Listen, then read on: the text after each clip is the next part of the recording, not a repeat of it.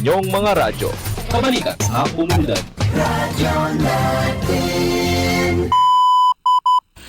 Ang oras natin, kagawad, ay... Alas 11:18 na ng umaga. Umaga pa rin. Opo, boses ng sambayanan, tinig ng katotohanan. Ito po si Diego Paclong. Ito po si Kagawad Biag na nagbibigay ng magandang umaga po sa inyong lahat. Opo. Na nanonood at nakikinig sa radyo. Ayan, araw po ngayon ng Miyerkules at Marso 18. Nako, napakabilis talaga ng panahon. Parang bukas ay piyesta na dyan sa Butaw. Oo. Magsimula na mamayang gabi. Mamayang gabi. Ano bang unang aktibidad? Miss Gay. Miss Gay. Oo. Ba, marami bang mga contestant? Marami po. Ayan. Ang pinakahihintay natin, siyempre, bukod dyan sa Miss Gay, yung sa linggo ng gabi, ano ba yun? Coronation Night. Coronation Night ng Barangay San Antonio. Miss San Antonio. Opo. So, yan po ang mga ganap simula mamayang gabi hanggang sa araw ng linggo. Opo. Marami po mga aktibidad dyan sa Barangay San Antonio. Kapistahan po ng Barangay San Antonio. Isa ang pinakamalaking barangay sa bayan ng Kuya po. Ayan. At babatiin ko na muna ang ating bagong dating na balikbayan, si Marites Bautista Romingan. Yan po yung ating kababaryo at kababayan na balikbayan. Lahat po ng mga balikbayan, ako po ay nagpapasalamat sa inyong suporta. Hinggil po doon sa ating taunang pinagdadaos na piyestang barangay. Ay, yan. Ayun. Bumalik na yung ating background music. Opo, at kagawad, at sa ating mga tagapakinig, maya-maya i-upload natin itong ating programa dahil wala tayong internet ngayon, nagloloko. Pero ma-upload din natin mamaya ito, naka-record naman. So, ang ating pag-uusapan ay ito pong iniutos ni Agriculture Secretary Francisco Chu Laurel Jr. Na magsagawa ng nationwide survey sa mga magsasaka hinggil sa natanggap nilang ayudang pataba, binhi, at kahit itong mga farm equipments, machineries, facilities na sinasabi na substandard defektibo. Kasi po, merong ulat dyan sa bandang Southern Philippines. Mindanao yata yun. Mindanao. Nabanggit mo yun, kagawad. Caraga region. Caraga. Na yung pataba na galing ng DA ay mababa ang quality. Uri. Mababa ang uri. Sulfate lang. Opo. Siguro sa pagiging sulfate, yung talagang uri ng pagiging sulfate niya, may problema pa. Mababa. Hindi lang dahil sa sulfate, kundi yung pagiging sulfate niya, yung klase ng sulfate niya, yung klase ng pataba na yon, may problema. Ang mga sinasabi nila, panggulay ata yung sulfate, ika nga eh. Hindi, pero yung usapan dito, yung uri. So, nagkatao sulfate, yung pinamigay. Pinamigay. Pero, yung sulfate na yon, meron din problema. Yung mismo sulfate. Ayun. Kaya nga nagtakta sila ng pag-iimbestiga nga eh. Ngayon, hindi lamang kasi yan yung problema. Kahit dito sa atin, sa lalawigan, o kahit ng mga nakakarang mga cropping, meron tayong nababalita na binhi, na hindi tumubo. Hindi ganong tumubo, gano'n. Opo, di ba? Siguro mga 3 years ago. Mga binhi na hindi tumubo, meron po dyan kaming na-monitor dyan sa may Paigal. Meron din dyan sa tawag ito sa Katimon. Doon ba sa inyo sa bayan ng Kuya po, meron bang naiulat na hindi tumubo mga nakakarang mga taon?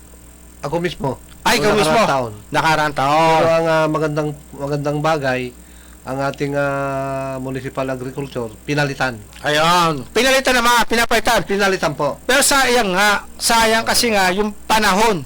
Kasi malalaman mo hindi tutubo kapag itinanim mo. Opo, So opo. kumain ng panahon, Oo. kumain ng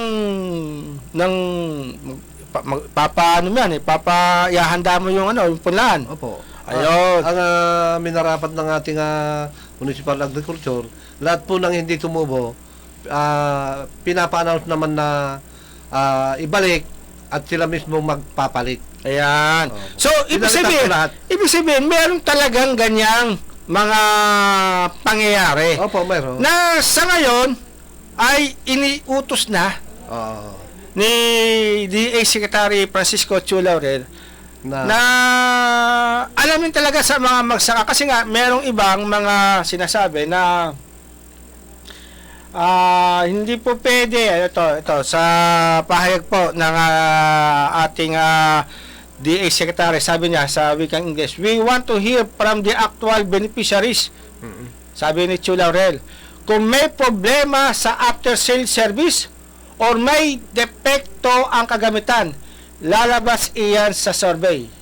Ayun. So, talagang nais niyang Malaman. makuha yung datos mula doon sa mga nakatanggap. Kasi merong ilang mga pahayag sa social media, mga sinasabi, mga anecdote, mga kinikwento, ikinikwento na eto, meron si Juan de la Cruz nakatanggap. Ang nagkikwento hindi si Juan de la Cruz. Oh, ibang Oo, kaya naman mismong nakatanggap, hindi direktang pinaalam yung mga data, kailan niya nakuha, anong klase yung nakuha, paano ginawa niya. Opo. Doon sa ano. So eto, sa survey na to, ang sinasabi ng ating Secretary Francisco Chu Laurel, talagang ma-verify Opo.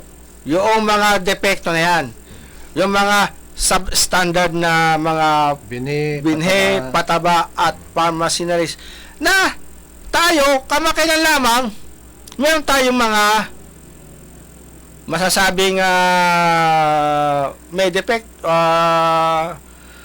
hindi naman siguro depekto, kundi may ilang problema. Oo, mga ilan Mga ilang problema, hindi naman direktang hinggil doon sa depektibo, kundi, kasi, eto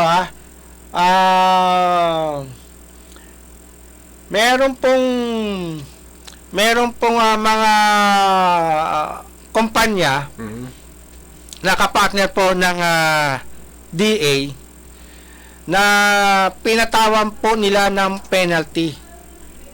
Ito po mga kumpanya na to na pinatawan nila ng penalty, ito po yung mga namahagi ng ayudang binhe, pataba na kung saan hindi nakarating sa tamang panahon ang pamamahagi. Yan ramdam na ramdam yan ng mga magsaka. Opo. At ang penalty na yan sa tinipon-tipon nila, umaabot ng 81 million ang ipinataw nilang penalty.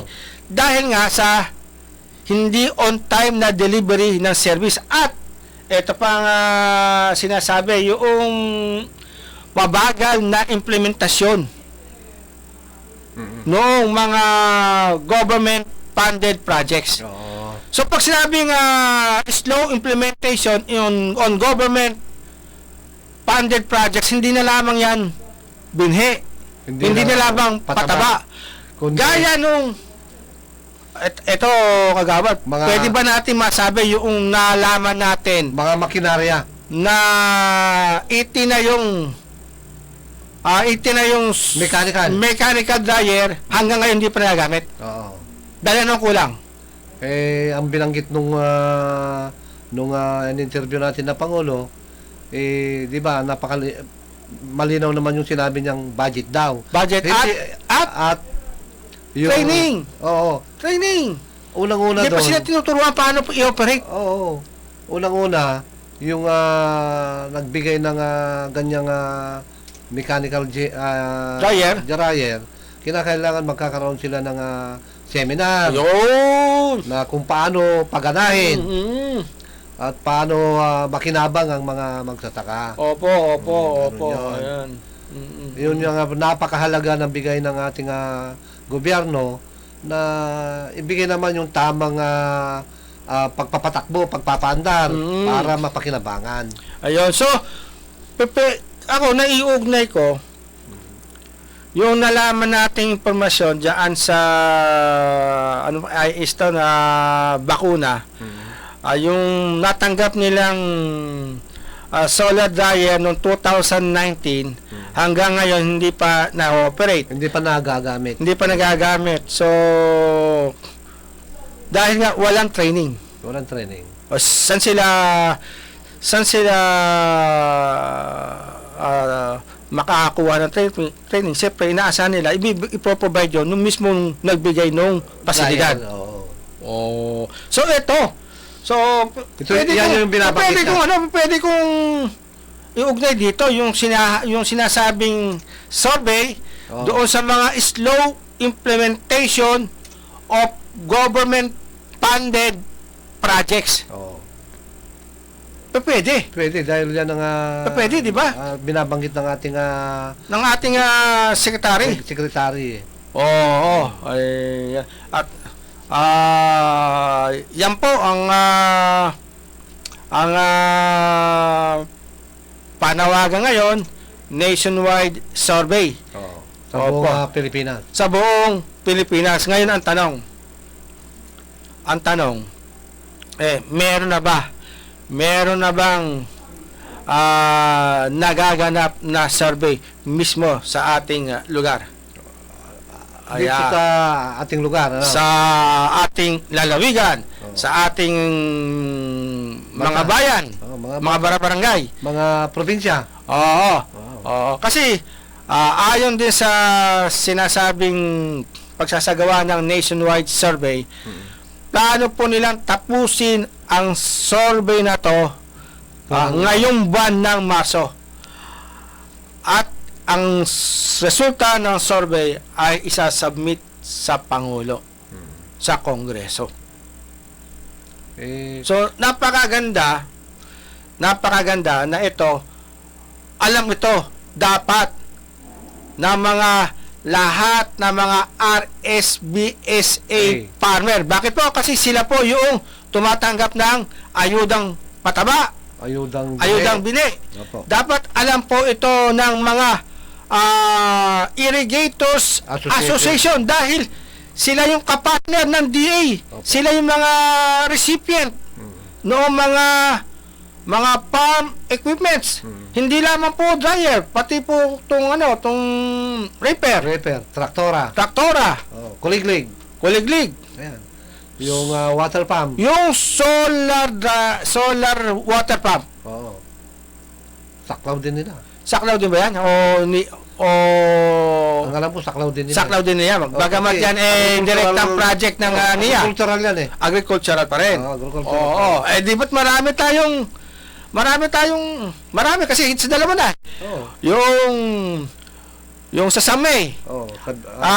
Ilang hektarya na patutubigan na 3 solar dryer? Wow. Solar water pump? 8. Dapat 30 Dapat. yung sa Masalasa, isang solar water pump unit 2.7 hectares. At ang pinakamatindi yung sa Victoria. Kalibungan. Victoria. Isang yung apat na yon, yung apat na naka-bound doon na 0.9 yung 0.9. 0.9 wala pang isang hektarya. Opo. Ayun. Ilang daang milyon yung mga nagagastos na yan. Sana po ito, pinapabatid po namin yung mga nakikinig po ngayon sa radyo, no? Opo. Ito po, sana makarating po sa inyo yung sinasabing survey. Napakahalaga po yan para talaga masabi natin na kasi ito pagbabatayan nila kung totoo. Kung ito po bang mga nai-report diyan sa bandang Mindanao ay ay nangyayari din sa Luzon, sa Visayas. Kasi gusto rin malaman na baka mga isolated cases lamang ito. Oo. O baka meron ng sistema na talagang, pag sinabing sistema, ang epekto nito malawakan. Malawakan. Sistema nga eh. Oo, hindi na lamang mga isolated na kaso, Oo. kundi magiging regular na rin. Oo. O naging bahagi na ng programa Oo. na nakakatanggap ng substandard na mga ayuda. Mula sa binhi, pataba, hanggang sa Makinarya. multi-million Na na makinarya. mga Makinarya. makinarya facilities na sayang. Oo. Sayang ang pondo. Pero mga ano ang hirap ng ating Department of Agriculture para makumbinsi itong Kongreso na sila'y mabigyan Ng ayuda. ng pondo Oo. para sa mga ayuda programa. Sa mga Tapos, nung Naibaba. nagkaroon na ng pondo, merong mga nag-bid. Eto pa ngayon, nakuha nila yung nanalo sila sa bidding, tapos ang i-deliver nila mga substandard na ayuda na pataba, Oo. substandard na machinery, Oo. o kaya naman babagal-bagal. Oo. Sa halip na matatanggap yung binhi sa tamang panahon, matatanggap ang binhi Delay. kapag Delay. anihan na, Anihan na. lalo na yung pataba. Yung pataba Diba? oo. Oh, yun. Yun naman yung mga karamihan na naging problema. Mhm. Oo. Kaya dapat po, ayan, yung survey na yan, ngayong buwan ng Marso makarating yan. Mm. Makasama yung mga magsakasa masosurvey. Oh, At saka ang dapat gawin ng mga magsasaka diyan kasama ng yung kasama Diego muna. kasama Diego. hindi yung lahat ng mga magsasaka hindi parating nakatikom yung bibig. Kailangan magsalita po tayo. Magsalita po tayo. Opo. Yan po yun ang mga karapatan ninyo na yung ano yung nararanasan nyo. Unang-una sa mga ayuda nga binhi, ayuda ng pataba. Huwag po tayong matakot dahil po yun ang gusto ng ating Pangulo na may wasto. Yung tamang, Oo. yung tama. Tama. Yung tama. Oo, di ba? Kasi paano may wawasto? Oo. Kung hindi malalaman yung pagkakamali. Oo. Manggagaling po sa mga magsasaka. Oo, manggagaling sa mga magsasaka. Opo. Ngayon, ang tanong, paano kung katulad ngayon, Marso 18, ilang araw na lamang at mag-Abril na, mga 12 dias na hanggang 30 ba? Hanggang 30 ba ang 31 Marso? ata. O di, hanggang 13 dias na lamang Oo. ang natitira. Palagay ko kaya. Ha? Kaya. Dapat sa manggagaling ang survey sa DA. Sa DA. Sino-sino sa mga taga-DA? Mga agricultural technician? Oo.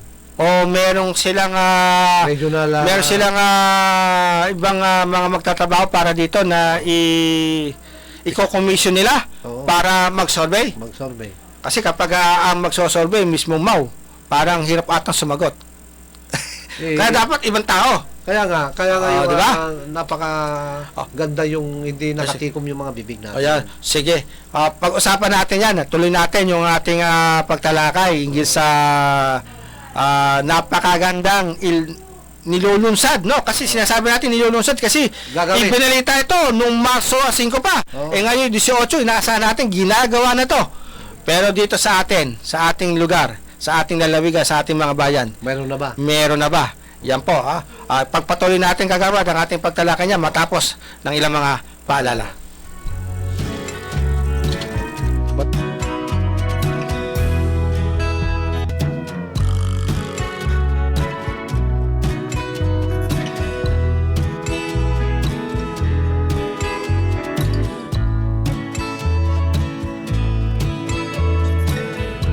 Dito'y Gimba, may salang itiradyo 105.3 FM. 105.3 FM, the first community radio station in Gimba.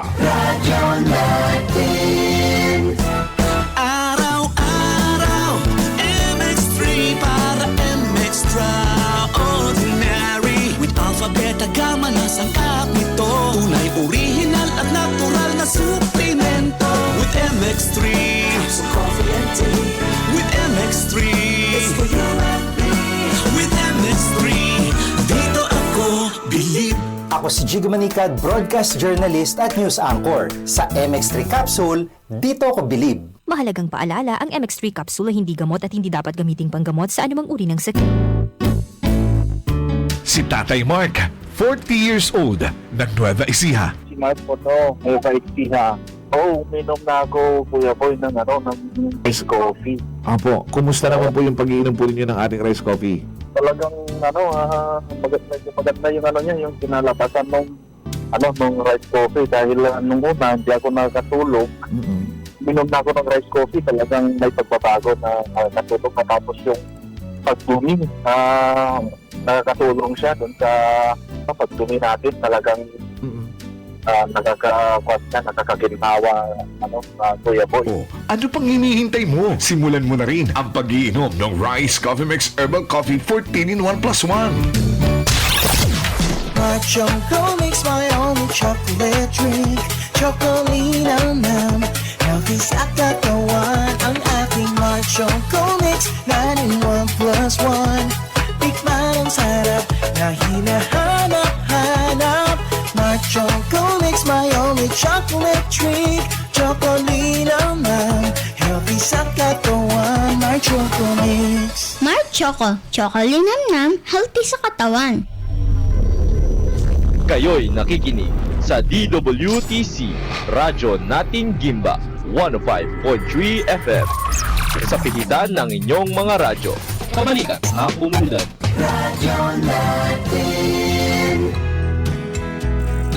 Ang oras natin, kagawad. Alas 11:40 na ng umaga pa rin. Umaga pa rin. Ayan, okay. At binabati natin ang nakikinig nga sa atin ngayon dyan sa Double J Motorcycle Repair Shop na matatagpuan dyan sa Sarmiento Street dito sa Santo Cristo, corner D. Ocampo Street. Ayan. At makikita nyo dyan si Joel Season. Ayan, okay.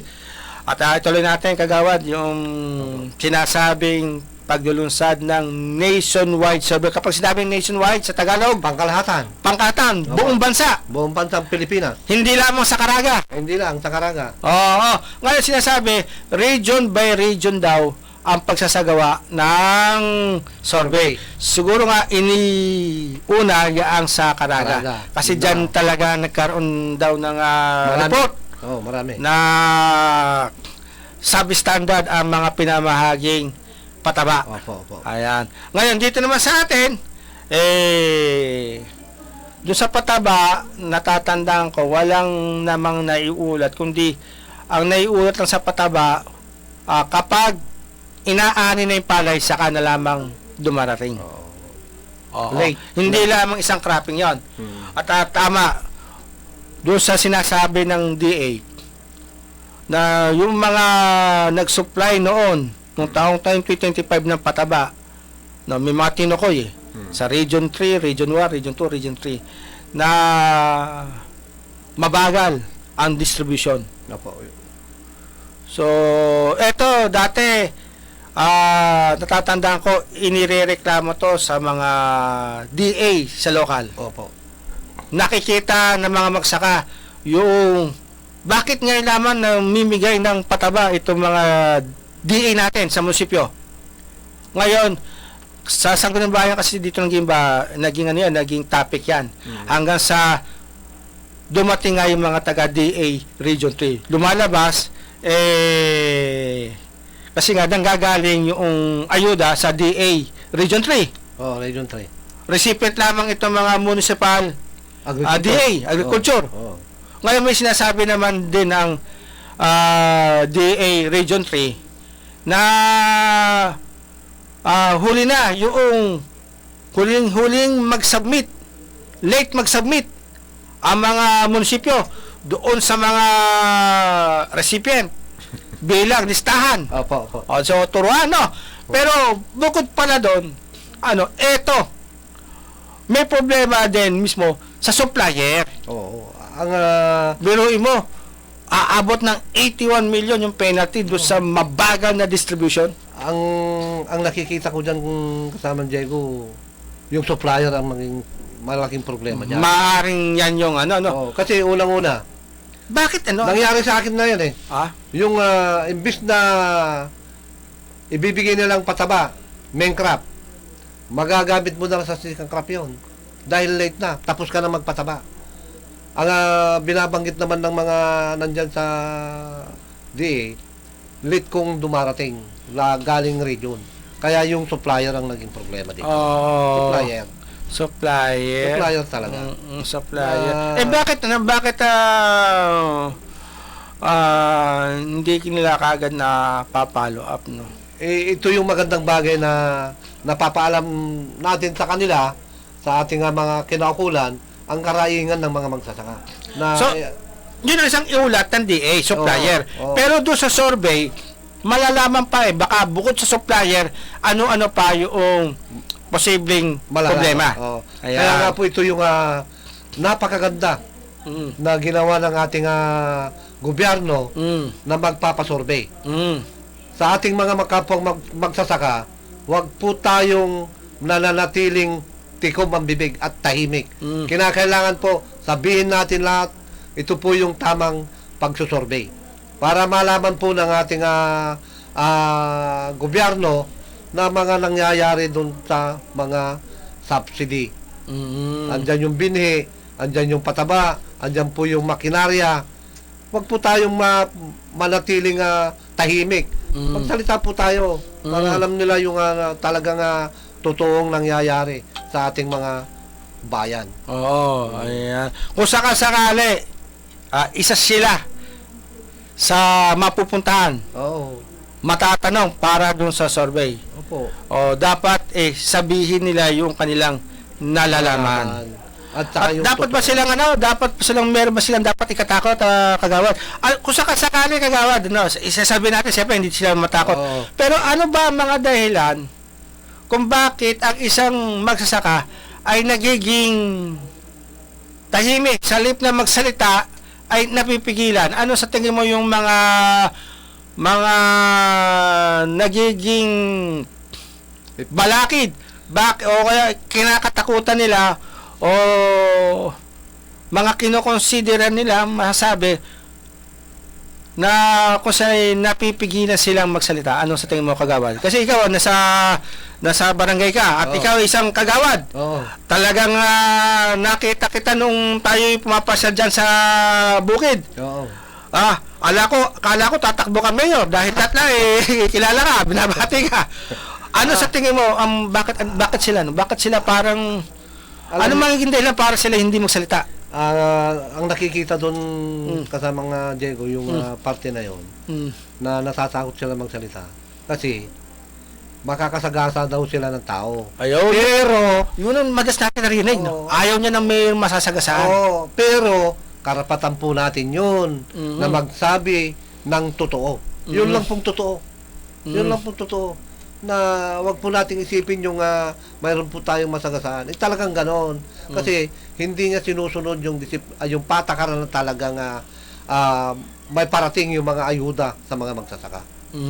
Na imbis na ayuda, halimbawa, Lunes darating Linggo, wala na po. Late na po yon. Kaya wag po tayong matakot.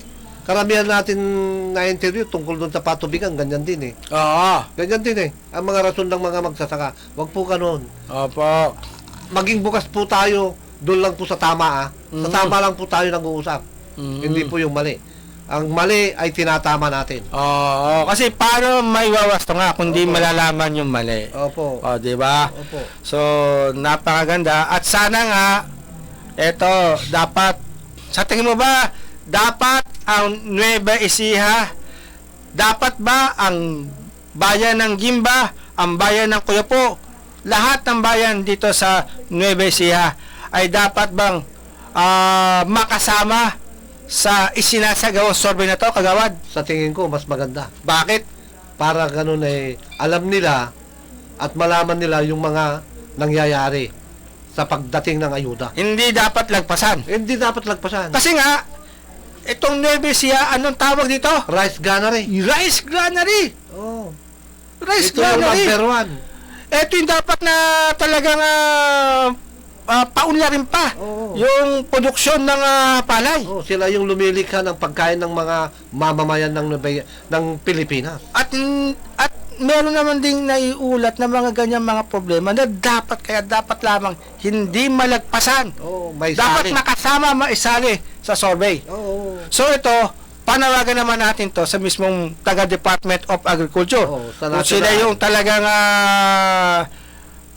magsasagawa. Oo. Kung hindi nila i-commission to, o kaya kung sila yung magpapakomisyon ng survey, Oo. tiyakin po nila makasama ang mga bayan sa Nueva Ecija. Iba't bayan na nasasakupan ng Pilipinas. Oo.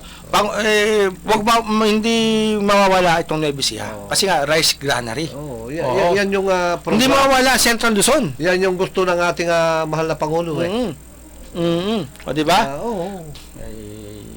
Yeah. Ang ating oras alas 11:49 Kagawad. Ay, Umaga pa rin. umaga pa rin at malapit na. Okay. Malapit na magpesta. Oo, malapit na magpesta. Ilan muna paalala?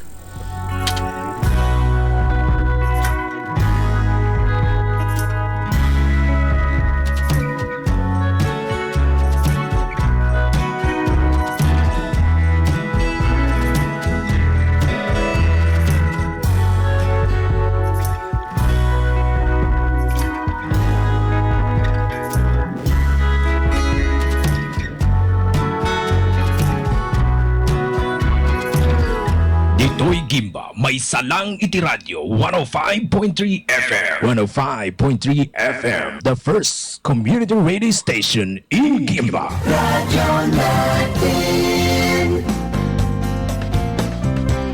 Ang mga furnitures na kailangan mo, mga appliances na makatutulong sa'yo, anumang kagamitan na inyong kailangan sa iyong tahanan, sa SNJ ay matatagpuan. Dito sa SNJ, basta appliances, ito ang the best. Dito sa SNJ, ikalidad ang furnitures at appliances. Kompleto ang tahanan kay saya. Sa SNJ, ako'y makaasa. Sa SNJ, ako'y makaasa. Basta appliances, think of SNJ. Taon na pala wala nang iwan kami ng itay. Parang kailan lang, kasama pa namin siyang namamasyal at kumakain kung saan. Malungkot, mahirap, pero kailangang tanggapin. Gayunpaman, natuto akong maging matatag at maging thankful sa mga bagay, lalo na sa mga namamahala sa Angels Resting Haven Memorial Park and Funeral Parlor na umalalay sa amin mula sa una. May kalidad at magandang serbisyo sa punerarya hanggang sa libing. Wala ka nang magiging alalahanin. Sa Angels Resting Haven Memorial Park and Funeral Parlor, lahat ng kailangan mo mula sa lamay hanggang sa libing andito. Pati ikaw, payapa din. Angels Resting Haven Memorial Park and Funeral Parlor ay matatagpuan sa Barangay Bacayao, Gimba, Nueva Ecija. Angels Resting Haven Memorial Park and Funeral Parlor, the best place where we will remember and we can be treasured by our loved ones. Together, forever! Kayo'y nakikinig sa DWTC, Radyo Nating Gimba, 105.3 FM. Sa pigitan ng inyong mga radyo. Pabalikan sa komunidad. Oras natin Kagawad. Alas 11:53 na. Malapit na. Malapit Malapit na ang piyesta ng Butaw. Malapit na ang piyesta ng Butaw. Lahat po ng gusto mo ipamesta. panay ang bati natin. Nako, parang nasasabik na ako Opo. Anong araw ba ako pupunta doon? Sabado, Linggo? 2 araw. Sabado, Linggo.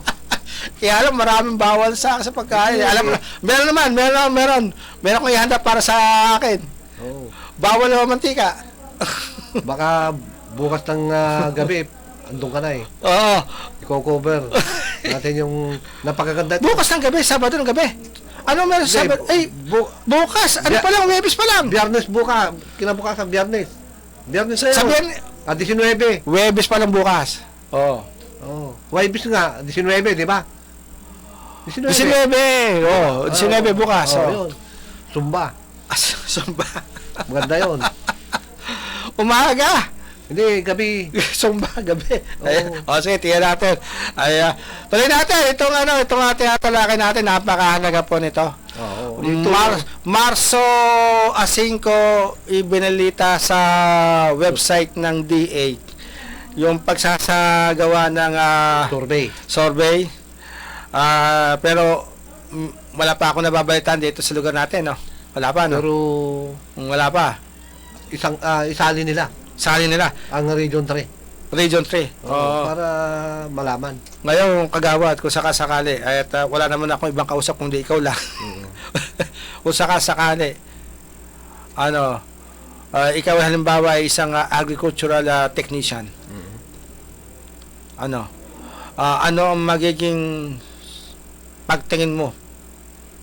Ano kaya magiging pagtingin ng isang agricultural technician? May agricultural technician na eto yung programa nila, yung pinapatupad nilang programa ay isasalang sa sinasabi na rin natin pagsusuri, investigasyon at isa na nga itong gagawing survey.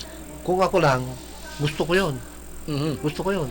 Para malaman nila yung mga nangyayari doon sa mga ayuda. Sila nga yung namimigay ng ayuda eh. Kaya nga, hindi ba nila ang magpapasurvey, national.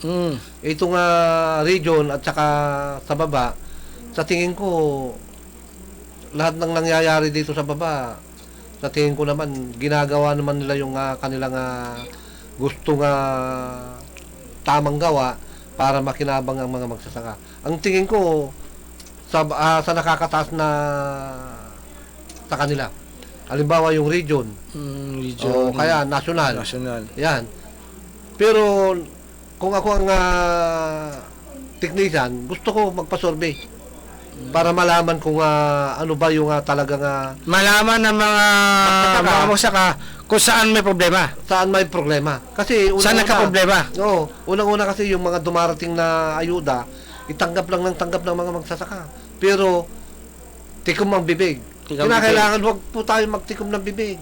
Kapag hindi tama po yung mga binibigay na lang ayuda, may karapatan po tayo. Ayan, okay, ayan, sige. Na may sali tayo dun sa survey. Kung alin po yung talagang totoo naman ang sasabihin nyo. Paano kung tinatawagan ka? Ay, hindi po survey yun. Hindi survey yun. Tinatawagan ka. Ginoong Biyag, balita ko, ikaw ay na-survey. Hindi maganda yun. Hindi maganda yun. No. Yung tamang pagsusurvey. Tamang pagsusurvey. Bahay-bahayin. Yung nakikita ng mga kapwa natin magsasaka na talagang nagsusurvey. Department of Agriculture. Tama yung wag din namang sikreto. Sikreto. Mamang Arthur, magbibigay kami ng survey form. Wag mo nang sabihin sa iba. Ito na lang, ito. Kapag ganun yung sistema, may diferensya. Kaya nga nandito tayo, yung mali itinatama natin. Kagaya ng pagsusurvey na yan. So sa tingin mo dapat bahay-bahay. O kaya ipapatawag sila tapos sa isang lugar. Pwede rin. Pero mas the best, bahay-bahay. Bakit mas maganda ang bahay-bahay? Ang bahay-bahay kasi mas bukas yung isang magsasaka. Ayun. Kasi kung pinatawag mo At maraming Tapos maraming pang nakamasid. hindi magsasalita ng totoo yun. Magkakambyo yun. Kakambyo? Kakambyo Kapag bahay-bahay, lahat nung sa kanyang nasa loobin at tunay na nangyayari dyan sa mga subsidy na yan, sasabihin nyo. Sasabihin nyo. Kasi panatag ang loob niya. Oo, wala siyang alangan Wala siyang... isa o dalawa lang yung kaharap niya yun lang nagsusurvey. Yun lang nagsusurvey. Tatanungin lang naman, nakatanggap ka ba tatay ng ganito? At saka maganda, hindi talaga mga taga-technician. Hindi technician, no? Iba talaga. Kung po pwede. Kung po pwede kasi, minsan ang technician dahil kabarangay mo, o kaya, di ba? At minsan nakikisuyo ka sa kanya. Nakikisuyo ka. Di ba? Isama mo na ako sa pila, di ba? Minsan ganon. Oy, hindi ako makasama pero ang pamipinahin ko yung anak ko. Parang nakikisuyo ka ngayon. Kung sila magsasabi, parang baka mamaya magkaroon hindi ka pa bantulot ka na magsabi na to. Kaya maganda i-commission din. At sinasabi mo sa bahay-bahay, hindi yung ipapatawag sa tanggapan ng agriculture office at doon magsasurvey. Parang ang hirap, no? Ang hirap magsalita. Hindi rin pwede yung tinatawagan. Ay, mas lalong hindi. Hindi pwede yung tinatawagan. Maganda yung face-to-face. Face-to-face. Na bahay-bahayan mo na lang. Para makapagsalita ng diretso yun. Ganun po yung, yan naman yung nais ng ating MAU. Na kuya po, na lagi maganda yung kanilang ginagawa. Ayun. Saludo ako dyan. Okay. Ayan. Ang ating oras, alas 12 in punto. Tanghalian na yan. At tayo po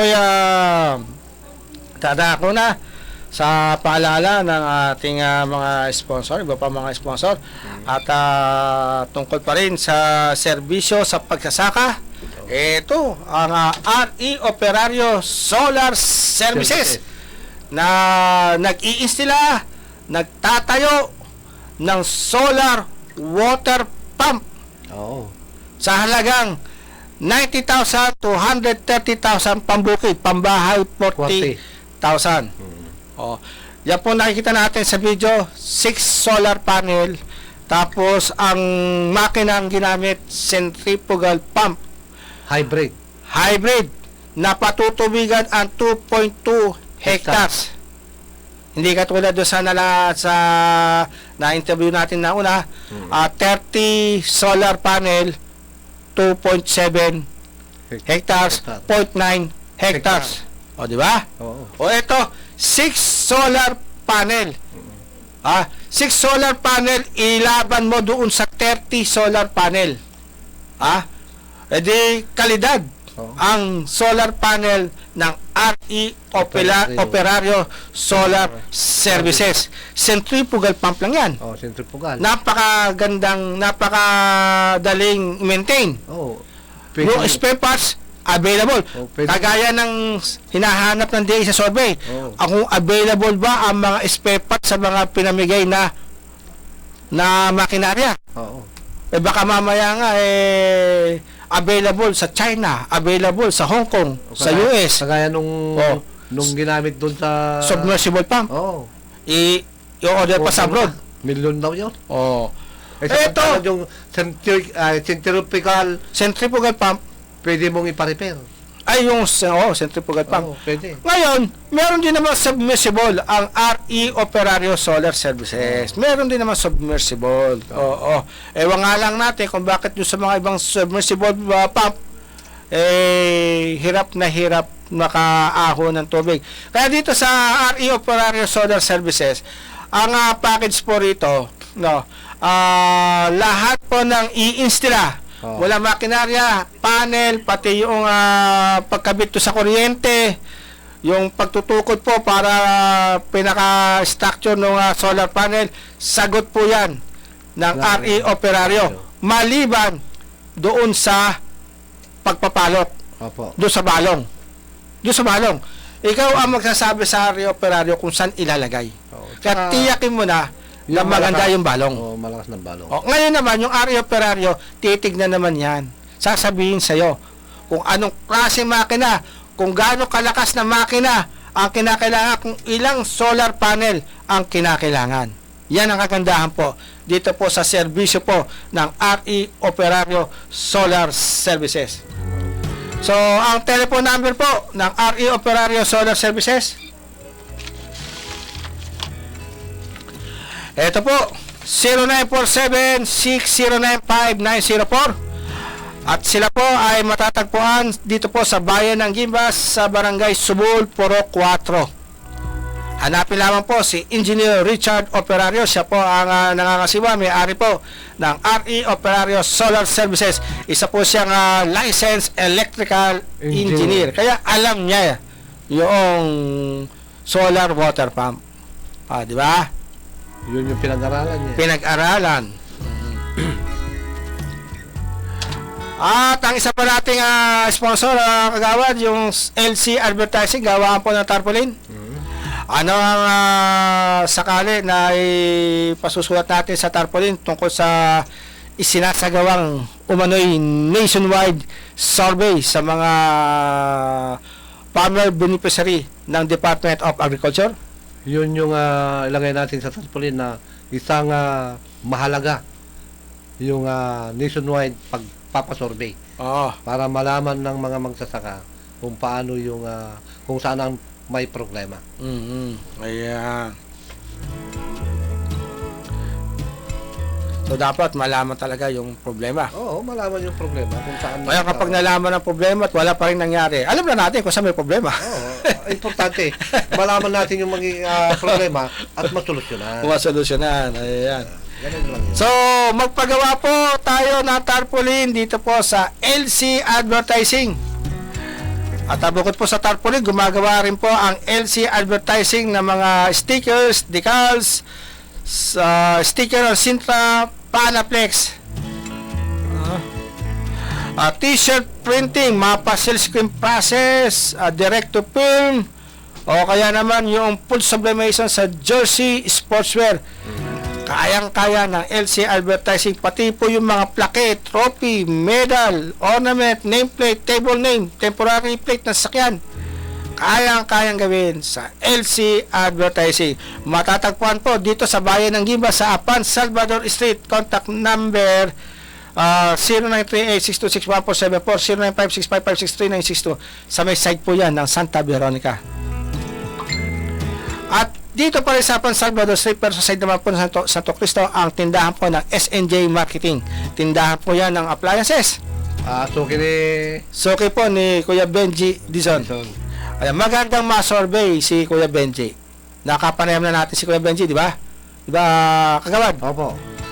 At talagang yan, sa tingin ko, sasabihin niya lahat yung kanyang nalalaman. No? Saka-sakali na siya isa sa mga ma-survey, di ba? Opo, ito nasa tama lagi ito Nasa tama lagi. Oo. Yun lang naman yung gusto natin. Ngayon, kung hindi mo siya nakaranas noong nakatanggap ng palpak na ayuda, di sabihin niya rin. Magsasabi nang siya kung sino-sino sa inyong lugar ang nakatanggap. Tsak isa ka na sa ituturo. Dahil sabi mo nakatanggap Nakatanggap delay. Pero pinalitan. Delay lang delay. Yun yung kagalingan natin. Pero pwede rin isama sa survey yan. Kasi totoo yun Yun. Kaya lang pinalitan ng ating dapat lang. Pinalitan, sila pa yung nagpatubo. Ayan. Yung kay naman. So, sa SNJ Marketing, yung mga paninda po dyan, dumaan po sa mahigpit na quality control. Kaya may laban po. Ito yung kagawad, hindi substandard yung appliances. Walang depekto. Dumaan sa quality. Di ba? Sana ganyan yung ipairal ng DA sa kanilang mga supplier. Supplier ng ng pataba, binhe, pharmacery, mahigpit na quality control. Gaya ng mga paninda sa SNJ Marketing. Di ba? Kaya may laban. Hindi sayang yung pondo. Hindi sayang yung inipo mo. Di ba?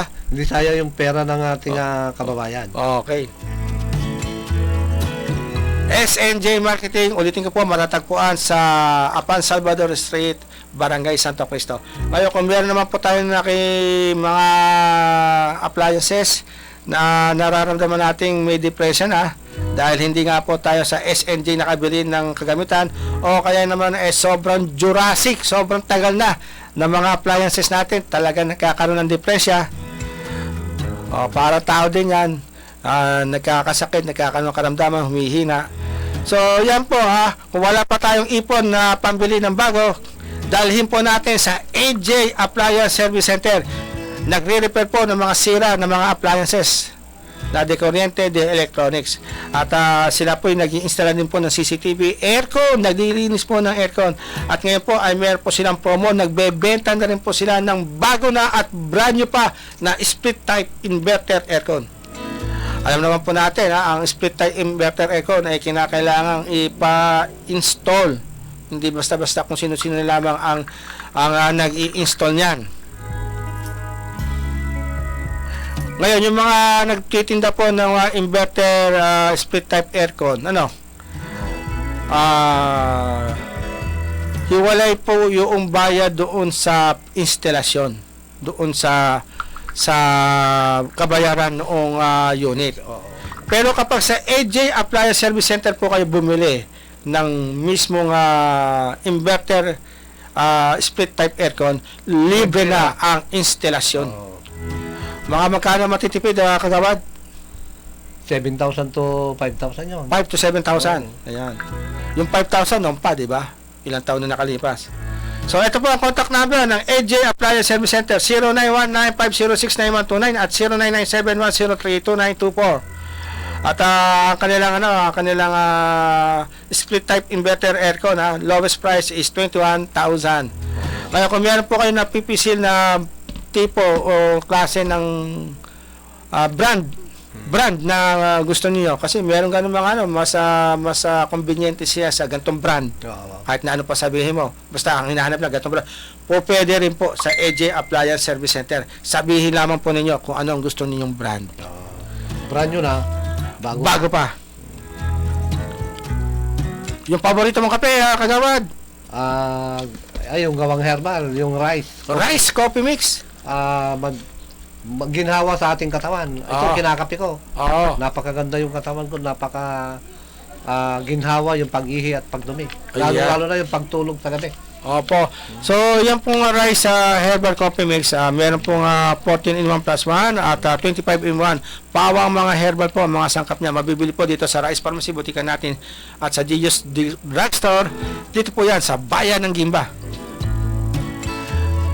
Kaya kung meron naman po tayong mga karamdaman, tama-tama, uminom kayo ng ganyang kape at magpatingin na rin po sa doktor. At kapag doktor po ang inyong hinahanap, syempre dito na po kayo sa Gimba General Hospital. Bakit po? Kasi po andyan po si Dr. Felix and Dr. Rebecca Lumang. Sila po nagsiservisyo dyan kasi sila po may-ari ng Gimba General Hospital. Doktor yan ng mga doktor. Diba? Yan ang doktor ni Doc Lee. Nung nagpa-opera siya, si Doc Lee. Di ba? Kaya doktor ng mga doktor.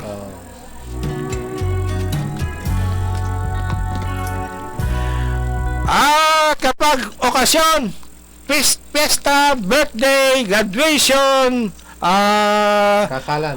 kasalan, binyagan, birthday, ano pa? Anniversary. Nakita mo yung crush mo, okasyon. Anniversary. Anniversary nyo, mansary nyo, napakasaya po ng mga okasyon na yan, lalo na kung meron pong kantahan. At kapag kantahan, mag-max video okay na po tayo. Kaya kung magre-renta rin lang po kayo ng video okay, wala kayong video okay, re-renta po kayo. Dito po kayo magrenta sa Max Video Okay. Ayan. At sa man lugar kayo dito sa Bayan ng Gimba, hatid hanggang sa mga barangay. Sa Max Video Okay, gaganda po ang boses nyo. 500 pesos lamang po ang standard price. Ayan. So magpa-reserve na na maaga 0967-3181-369. Tumawag lamang po dyan. Tumatanggap din po sila ng request sa microphone, player, amplifier, speaker, tweeter, tanggal feedback at timplahan po para gumanda ang tunog ng videoke at boses sa mic. Ayan. Pwede nilang lagyan yan ng timplahan o kaya kung may timplahan pero may sira, yan, pagawa rin po sa kanila. Ulitin ko po ang telephone number 0967-3181-369. Ang shop nila ay matatagpuan sa Santa Veronica, Bagin Street, kanto ng Onyako Street, papuntang Sementeryo, Pacoma Basketball Court. So, kapag may mga okasyon, may mga pagtitipon, may mga kasiyahan, mag-max video okay para max masaya po ang okasyon. Max maganda kasi ang boses nyo. Max maganda kasi ang tunog ng video okay. Kaya mag-max video okay na po tayo. Ngayon, meron pa tayo isa pang bagong sponsor.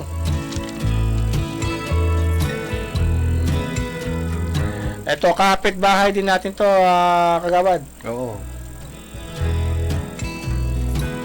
Eto, papakita natin yung ano.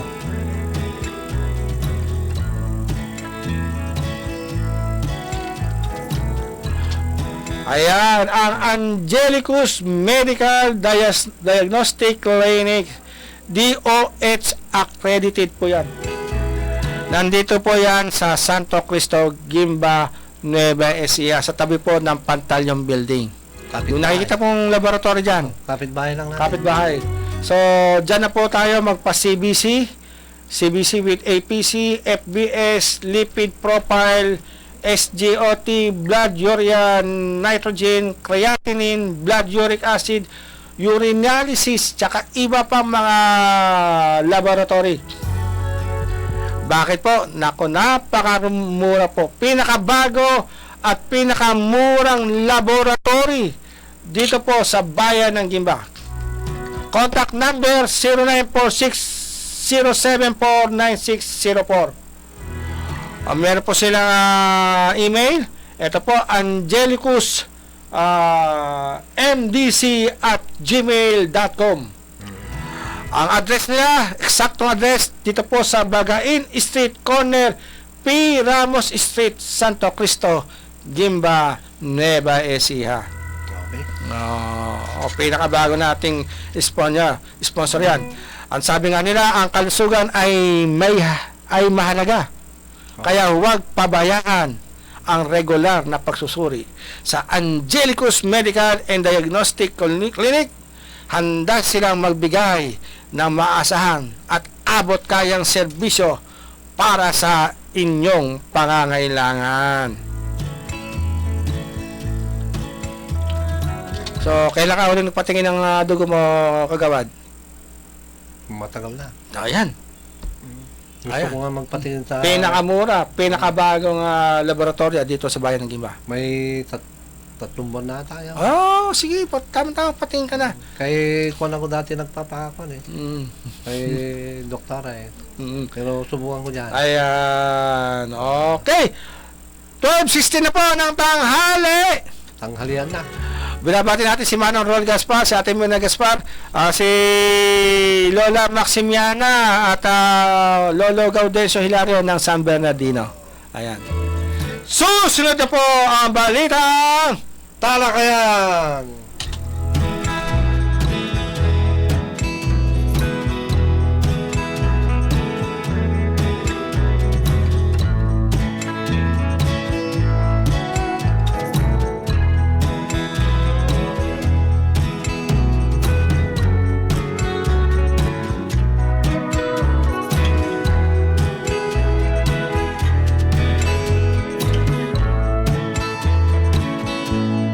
Dito'y Gimba, may salang itiradyo, 105.3 FM. 105.3 FM, the first community radio station in Gimba.